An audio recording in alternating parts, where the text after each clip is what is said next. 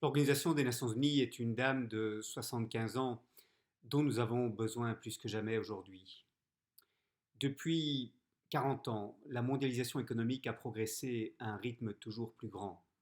La mondialisation, c'est à la fois un phénomène technologique, les technologies de l'information et de la communication favorisant l'organisation des longues chaînes d'approvisionnement à l'échelle mondiale. C'est un phénomène économique aussi, avec une standardisation de la production liée à l'uniformisation des coûts, permettant des économies d'échelle à l'échelle du monde. Et c'est un phénomène juridique, avec l'abaissement des obstacles aux échanges et aux investissements. Et la mondialisation ainsi comprise, c'est au fond offrir un terrain de jeu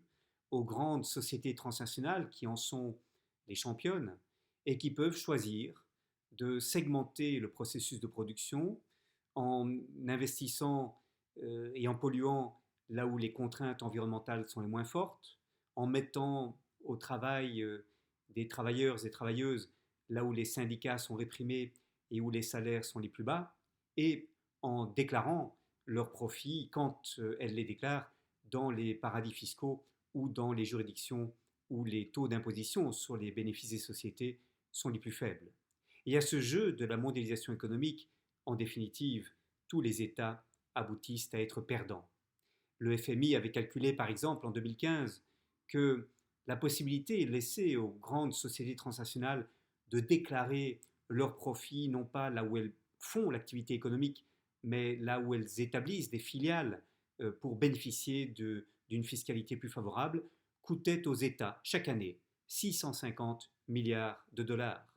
Et nous avons des calculs qui évalue aussi le manque à gagner pour les États de la concurrence fiscale qu'ils se livrent, dès lors que souhaitant attirer les investisseurs, ils proposent à ceux-ci des avantages fiscaux toujours plus exorbitants et extraordinaires. Et donc, dans ce contexte, nos États sont des États quasi souverains. Leurs choix en matière de régulation du travail, en matière de fiscalité, en matière d'environnement, voire même de santé, sont parfois moins dictés par les attentes des populations et par les obligations internationales qui découlent des traités relatifs aux droits humains que par le souci d'être compétitif dans une économie de plus en plus mondialisée.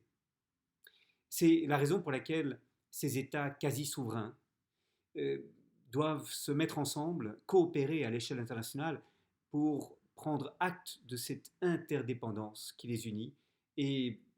travailler à maintenir, à développer ce qu'on appelle, depuis une publication célèbre du Programme des Nations Unies pour le développement de 1999, les biens publics mondiaux.